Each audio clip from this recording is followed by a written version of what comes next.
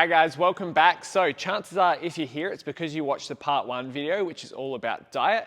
And in today's video, part 2, we're going to be covering everything you need to know about training the abs correctly.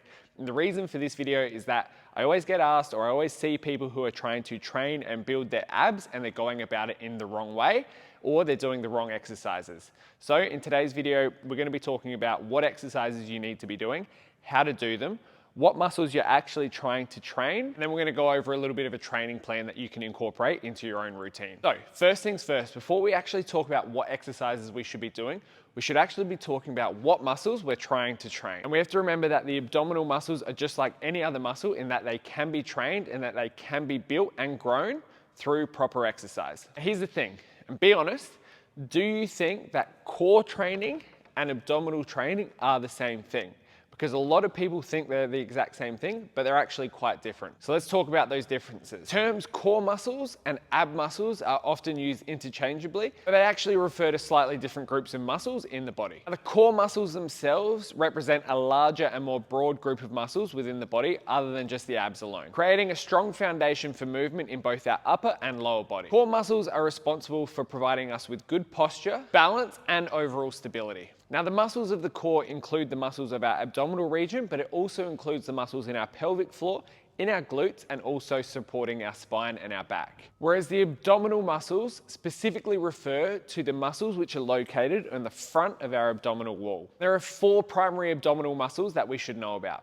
There's the rectus abdominis, there's the external obliques and the internal obliques, and there's the transverse abdominis too. When we think about trying to train our abs and when we think about the six-pack muscles, these are the muscles that we're referring to. What's the main differentiator between the core and the abs? Core movements are generally anti-movement exercises. So think of things like planks and side planks and even things like your pull-off presses, where we're basically trying to avoid movement of the midsection. Whereas the ab-specific exercises typically involve contracting or flexing, extending at the waist in order to contract our abs. So things like crunches, leg raises, and bicycle crunches. Notice how when we do these movements, generally there is some form of flexion or extension at our hips. So now that we've established that, what are the best exercises that we should be doing in order to target these abdominal muscles? So you'll notice in the ebook, which is in the description below, I've gone into a lot more depth and I've included more exercises in there. So if you want to check that out, be sure to have a look.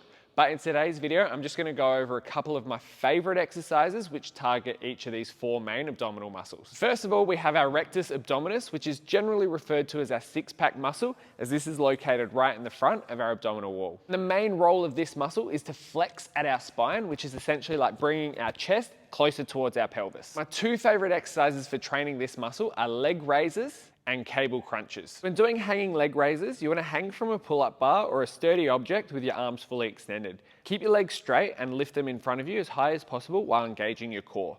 Lower your legs back down with control. This exercise can be quite challenging and may require some core strength to perform it correctly. But first, if you really struggle with this one, a good alternative is just to do lying leg raises on the ground. And as your core gets a little bit stronger, then try and progress it to the hanging leg raise. The second movement is the cable crunch. You want to attach a rope or a handle to a high pulley on a cable machine. Kneel facing the machine or facing away, grasping the rope or the handle and placing it behind your head. Bend forwards at the waist while contracting your abs and bringing your elbows towards your knees, and then return slowly to the starting position with control. If you don't have access to a cable machine, then lying crunches on your back is a great solution as well. I just prefer the cable machine crunches a little bit more because you can progressively overload in weight over time, which is going to make the movement a little bit more challenging. Now for the external obliques, which are basically the muscles on the side of your abs. My 2 favorite movements for targeting these are bicycle crunches and Russian twists. When performing Russian twists, sit on the floor with your knees bent and your feet flat on the ground. Lean back slightly and engage your core muscles. Now you can hold a weight like a dumbbell or a medicine ball, both hands keeping it close to your chest. Lift your feet off the ground if you want to make it more challenging. You want to rotate your torso to one side, bringing the weight close to the ground besides your hip. Now return to the center and twist to the other side, keeping your back straight and your feet off the ground for the entire set and trying to keep your legs straight as possible throughout the entire movement. And for the bicycle crunches, lie on your back with your hands behind your head. Lift your head, shoulders and feet off of the ground. Bend your right knee while simultaneously bringing your left elbow towards it. Straighten your right leg and bring your left knee towards your right elbow while twisting your torso. Repeat the pedaling motion while keeping your core engaged.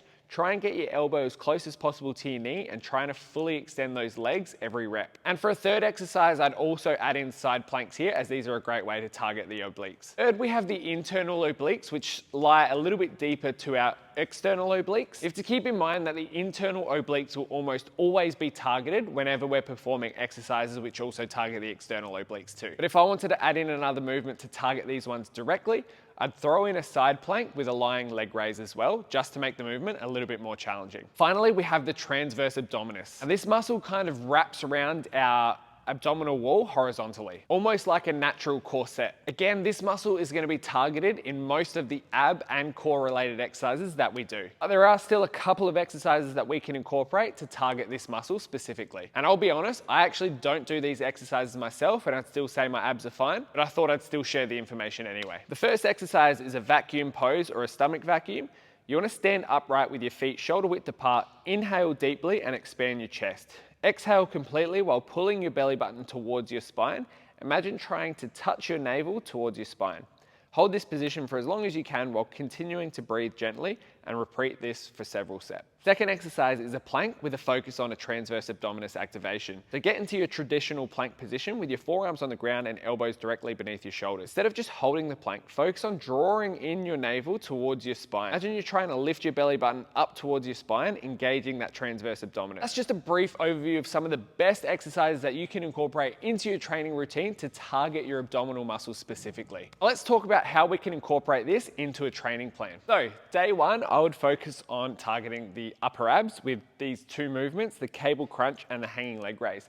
Now at the start of the program, I might start off by trying to do 2 to 3 sets of this exercise at maybe 10 to 15 reps, and then also 3 sets of this one, maybe 10 to 12 reps. And as I go throughout the program, I might try and look to increase this or maybe add in another set of each exercise. Day 2, I'm going to focus a little bit more on the lower abs, doing some reverse crunches and some lying leg raises. Same thing, I'll probably start with 3 sets of each exercise and aiming anywhere between 10 to 12 reps. The goal with all of these is that we do want to be pushing them close to failure. So if you are completing 10 to 12 reps and you feel like you could have done another 10, then you either want to increase the weight or increase the difficulty, or increase the amount of reps that you're doing. Because if it's just not challenging enough, then you're probably not going to be getting the benefit from the exercise. Day 3, I would focus on targeting the obliques with Russian twists and side planks. For each of these, I would probably focus on time rather than total reps. And you might start off with 3 sets of each of these of 30 seconds. And the last day, I'm going to incorporate planks and bicycle crunches, and same again, I'm going to focus on time here instead of reps. So again, I might start off with 3 sets of 30 to 45 seconds for this one. And then as I go throughout the program, I'll increase the difficulty. Now, like I said, you could just incorporate these movements or these workouts on their own, or you could tack them on to the end of the workout that you're completing at the gym. And hopefully by looking at this, you can see and you can notice that it's actually not heaps in order to target those abs. But if you do it on a consistent enough basis over a long enough period of time, then chances are you're probably going to get enough of a stimulus in order to grow and build those abs. But remember, it's not going to be the training alone. It is also going to be coming down to your diet. So make sure you check out that first video. Otherwise, all of the information with some more in-depth info can be found in the ebook, which is in the description of this video. Now, if you do want free access to our complete training plan, which is all accessible on our coaching app, you can click the link in the bio for a free 2-week trial. You will have access to this workout. You'll also be able to log your reps, your sets, and the weights that you use so you can track your progress as you go. Hope you guys enjoyed this video and found it useful. And if you did, be sure to let me know, and let me know if you'd like to see more.